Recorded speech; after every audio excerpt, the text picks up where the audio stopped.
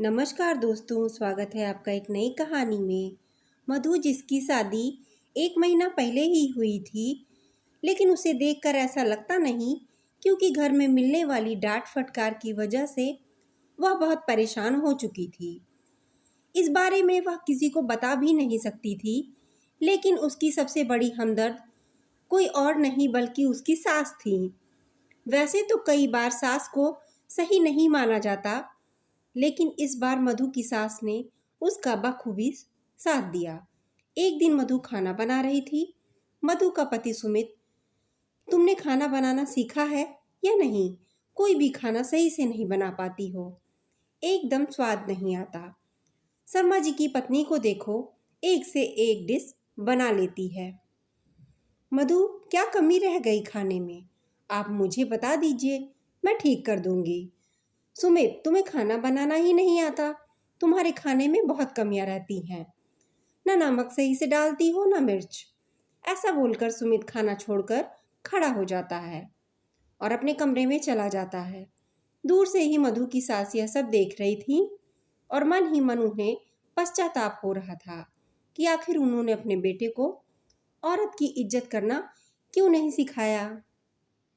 लगभग 1 हफ्ते के बाद रात को सुमित और उसके पापा बैठकर ड्रिंक करते हैं, जिसे देखकर माँ कहती है, आप लोग क्या कर रहे हो? पहले की बात और थी, लेकिन अब तो घर में बहू आ गई है। यह करके घर की शांति को भंग ना करें। सुमित के पापा गुस्से में कहते हैं, तुम्हें कौन सा घर संभालना आता है कि तुम चली घर की जिम्मेदारी उठाने? चुपचाप यहाँ से चली जाओ। यह बातें सुमित की माँ को अच्छी नहीं लगती, क्योंकि अब घर में बहू के आने से माहौल सही रहना जरूरी है। कई बार ऐसा होता था कि ड्रिंक करने के बाद सुमित और उसके पिताजी होश ही नहीं रहते और दोनों अस्त व्यस्त पड़े रहते। दूसरे कमरे से ही छिपकर देख रही मधु अब यह समझ चुकी थी कि इस घर में औरतों की कोई इज्जत नहीं है।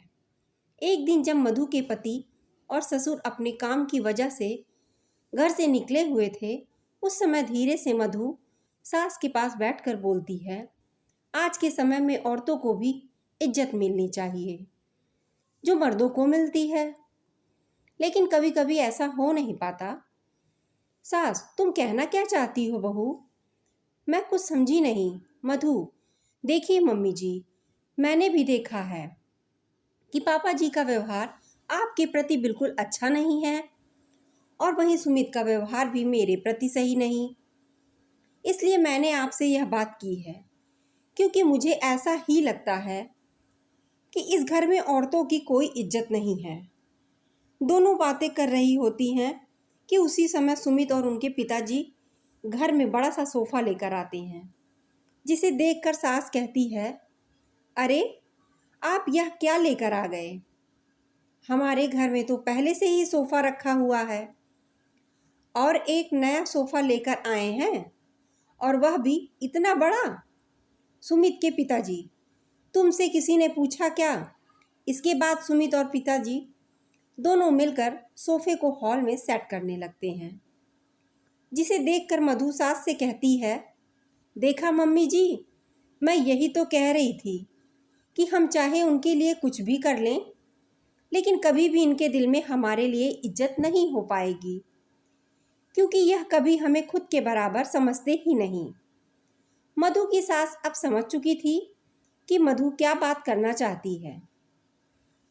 मधु की सास को अपना समय याद आ गया, जब वह नई नई बहू बनकर आई थी, और तभी उनकी सास ने भी उन्हें ताना मारते हुए कहा था कि पता नहीं यह कैसे हमारा घर संभालेगी, इसे तो कोई काम करना आता ही नहीं। माँ बाप ने इसे ऐसे ही भेज दिया। हालांकि मधु की सास पढ़ी लिखी थी और शादी के पहले ही वह कहीं टीचिंग भी करती थी, लेकिन शादी के बाद उनकी नौकरी छुड़वा दी गई और तभी से उन्होंने सोचा कि जब भी उनके घर में उनकी बहू आएगी तो उनके साथ कभी भी गलत व्यवहार नहीं होने देंगी। मधु भी पढ़ी लिखी थी, उसमें भी बीएड किया हुआ था। अगर वह चाहे तो नौकरी कर सकती थी, लेकिन उसको अच्छे तरीके से पता था कि ससुर और सुमित कभी भी मधु को नौकरी नहीं करने देंगे। मधु भी रोज रोज के झगड़ों से तंग आ चुकी थी। वह सुमित के लिए कितना भी अच्छा काम क्यों न कर ले, कभी भी वह खुश नहीं होता और हमेशा उसकी तुलना अपने दोस्तों की पत्नियों से करता रहता। वह छुप छुप के रोया करती, लेकिन अपनी परेशानी ज़्यादा किसी को भी नहीं बताया करती। एक बार उसने सुमित से नौकरी करने की बात की थी, लेकिन उसने तो मना ही कर दिया था। तब से मधु भी चुप्पी साध कर बैठी हुई थी। एक दिन मधु की सास बोली, बेटा तुमने तो बीएड किया है, तो क्या तुम नौकरी करना चाहती हो? मधु घबराते हुए बोली, हाँ मम्मी जी, मैंने बीएड किया है ताकि मैं नौकरी कर सकूं और अपने परिवार का ख्याल भी रख सकूं। मेरे पापा मम्मी भी यही चाहते थे, लेकिन सुमित को यह अच्छा नहीं लगता। 2 दिन बाद मधु की सास बोली, बेटा तुम काम छोड़ो, मैं कर लूँगी। कॉलोनी के बाहर जो स्कूल है ना, तुम वहाँ चली जाओ, वहाँ तुम्हारी नौकरी लग गई है और मैंने वहाँ पर बात कर ली है। वह मेरी सहेली का ही स्कूल है। मधु, लेकिन मम्मी जी ऐसे कैसे जा सकती हूँ? सुमित ने तो मुझे साफ साफ कहा है कि मैं नौकरी नहीं कर सकती। तभी उन लोगों की बात सुमित सुन लेता है और चिल्लाते हुए कहता है, क्या बोल रही हो तुम? नौकरी करोगी? मधु जी, वो मम्मी जी सुमित, क्या मम्मी जी, बिना मुझसे पूछे तुमने इतना बड़ा फैसला ले लिया? और तुम्हें किस बात की कमी है जो तुम नौकरी करना चाहती हो? उसी वक्त मधु की सास आगे आ जाती हैं और वह कहती हैं, क्या बुराई है अगर मधु नौकरी करे? तो तुम नहीं चाहते, लेकिन मैं चाहती हूँ कि वह जाकर नौकरी करे। कमी सिर्फ पैसे की नहीं होती, मान सम्मान और इज्जत की भी होती है, जो तुम उसे कभी नहीं दे सकते। सुमित के पिताजी, अच्छा तो तुम ही हो जो उसको हवा दे रही हो?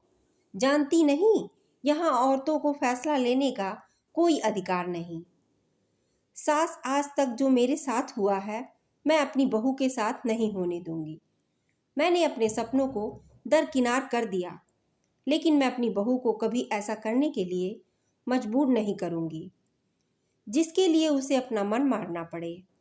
मैं देखती हूँ उसे नौकरी पर जाने से कौन रोकता है। और मधु नौकरी करने लगी और उसके अंदर आत्मविश्वास पैदा हो गया। धीरे धीरे उसके पास पैसे आने लगे, जिसको वह अपनी सास को देने लगी, क्योंकि आखिरकार सास की वजह से ही उसकी नौकरी लगी थी। कुछ ही दिनों के बाद सुमित का बिजनेस सही तरीके से नहीं चल रहा था, जिससे वह बहुत ही ज़्यादा परेशान रहने लगा और उसकी परेशानी की वजह से वह ठीक से खाना पीना भी नहीं खाता था। मधु घर जाकर तरह तरह के पकवान बनाती, लेकिन सुमित का मन नहीं लग रहा था। एक दिन सुमित ने मधु से कहा, मैंने हमेशा तुम्हारा अपमान किया, कभी भी तुम्हारा साथ नहीं दिया, इसलिए आज मेरे साथ ऐसा हो रहा है कि अब मेरा काम ठप पड़ चुका है। समझ में नहीं आता कि कैसे घर संभालूं। बस उसी समय सुमित की माँ पैसे लेकर आती है और उन्हें सुमित को देती है। यह वही पैसे होते हैं जो मधु अपने सैलरी के रूप में अपनी सास को देती है, जिसे देखकर सुमित की आंखों में आंसू आ जाते हैं और सुमित के पिताजी भी भावुक हो जाते हैं। पिताजी, सुमित की माँ, तुम कभी भी नौकरी करना चाहती थी, लेकिन मैं तुम्हें कभी भी साथ नहीं दिया। आज वही सब मैंने अपने बेटे को भी दिखाया, लेकिन तुम्हारी बदौलत हमारी बहू आज अपने पैरों पर खड़ी है और हमारे लिए मेहनत कर रही है। जो वह कर सकती है, मुझे अपनी बहू पर गर्व है। मधु, मुझे तो इस बात की खुशी है कि आज आप दोनों की नज़रों में मेरी और मम्मी जी की भी इज्जत बराबरी से हो रही है, जिसके हम हकदार हैं। पिताजी, हाँ बहू, तुमने और तुम्हारी सास ने हमेशा घर की परिस्थिति के अनुसार खुद को ढाल लिया। लेकिन तुमने हमें कभी भी सही माना ही नहीं। हो सके तो हम दोनों को माफ़ कर देना। ऐसा सुनते ही मधु की आंखों में आंसू आ जाते हैं और अब वह खुशी खुशी खाना परोसने लगती है, क्योंकि आज उसने सभी के पसंद के खाने को बनाया था और दिल से वह बोझ उतर चुका है जिसकी वजह से वह परेशान रहती थी।